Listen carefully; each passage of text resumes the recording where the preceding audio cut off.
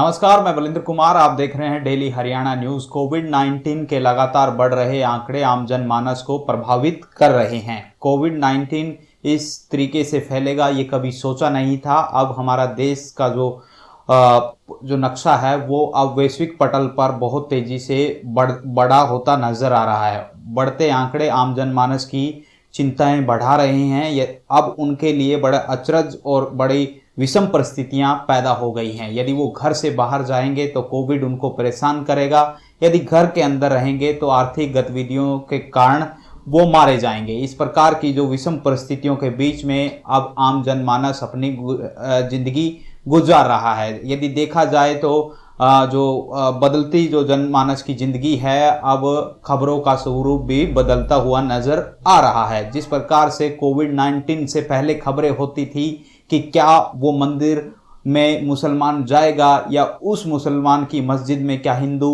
नमाज पढ़ सकता है, लाउड स्पीकर कहाँ लगेगा, किस यूनिवर्सिटी में कौन सा छात्र नेता ज़्यादा तेजी से बोल रहा है, मोदी की जो विदेश यात्रा है, क्या किस प्रकार से जो कांग्रेस पार्टी है वो क्यों ब्यौरा मांग रही है। इस प्रकार की बहुत सारी खबरों पर अब विराम ही नहीं बल्कि पूर्ण विराम लग गया है। बदलते जो समाज की स्थिति परिस्थितियों के अनुसार जो खबरों का जो सिस्टम है वो भी बदल गया है। अब खबरें ये आने लगी हैं कि जो लगातार लोगों के रोजगार जाने शुरू हो गए हैं।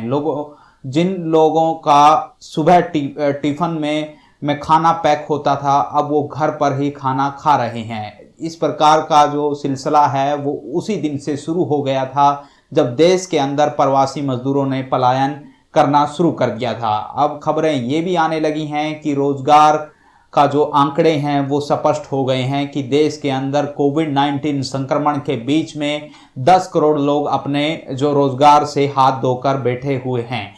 यदि एक आदमी के घर में 2 सदस्य हैं तो इस प्रकार से ये आंकड़ा ना करते हुए भी 40 से 50 करोड़ लोगों को प्रभावित करेगा। देश के प्रधान सेवक नरेंद्र मोदी ने जब भी मन की बात की है तो रोजगार के ऊपर कम बोले हैं, बल्कि लोगों से ये अपील की है कि थाली बजाइए, दिया जलाइए और सुरक्षित होकर अपने घरों में सुरक्षित रह जाइए। लेकिन अब वो थाली दिया सब बुझता हुआ नजर आ रहा है और खबर ये आ गई है कि एटलस कंपनी, जो देश की सबसे बड़ी साइकिल निर्माता कंपनी थी, उन्होंने कर्मचारियों को अलविदा कह दिया है। कंपनी के मालिक ने एक लिखित पत्र में दावा किया है कि हम अब आर्थिक गतिविधियों को सुचारू तरीके से चलाने में सक्षम नहीं हैं। इसके बारे में हम सरकार को बहुत दिन पहले अवगत कर चुके थे। सरकार को समय रहते यदि ध्यान देते तो एटलस का डंडा ज्यों की त्यों लगता, लेकिन अब हम अपना जो एटलस साइकिल को बनाने का जो क्रम है उसको अब नियमित तरीके से जारी नहीं रख सकते। इसीलिए हम सभी कर्मचारियों से कहेंगे कि अब वो कंपनी में ना आए, यानी कि घर में रहे, सुरक्षित रहे और भविष्य के लिए उनको बहुत सारी शुभकामनाएं। ये मालिक का दावा है, ये उनका लिखित पत्र है। इससे आगे की यदि बात करें तो जब भी प्रधान सेवक यानी कि देश के प्रधानमंत्री नरेंद्र मोदी आए हैं तो उन्होंने कहा है कि देश के किसी भी कल कारखाने, फैक्ट्री या उद्योग जगत से किसी का भी रोजगार नहीं छीना जाएगा। अब देश की सबसे बड़ी पार्टी यानी कि भारतीय जनता पार्टी को चाहिए था कि वो सबसे बड़ा कदम उठाए, जिन लोगों के रोजगार गए हैं उनके साथ सलाह मशवरा करे, और न कि अब ये करे कि अब भाजपा ने ये कहा है कि जब भी उनका जो दूसरा कार्यकाल का जो प्रथम वर्ष की समाप्ति पर वो 10 करोड़ घरों में चिट्ठियां बांटने का काम करेगी।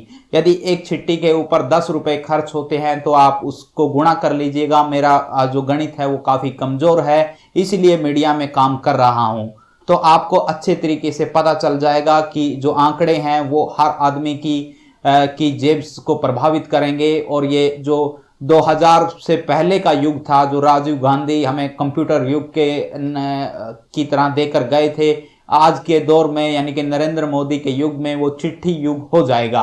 क्या ये चिट्ठी पहुंचाना बहुत जरूरी है? इससे पहले क्या हमें रोजगार की तरफ ध्यान नहीं देना चाहिए? यदि ध्यान देना चाहिए तो रोजगार धंधे किस प्रकार से ज्यों की त्यों, यानी कि जो पहिया घूम रहा था वो किस प्रकार से घूमेगा। इसलिए आपको ज्यादा आज के समय में आत्मनिर्भर बनने की जरूरत है, क्योंकि सरकार शायद आपके भरोसे है, आप सरकार के भरोसे मत रहिएगा। मेरे साथ देखते रहिएगा डेली हरियाणा न्यूज। नमस्कार।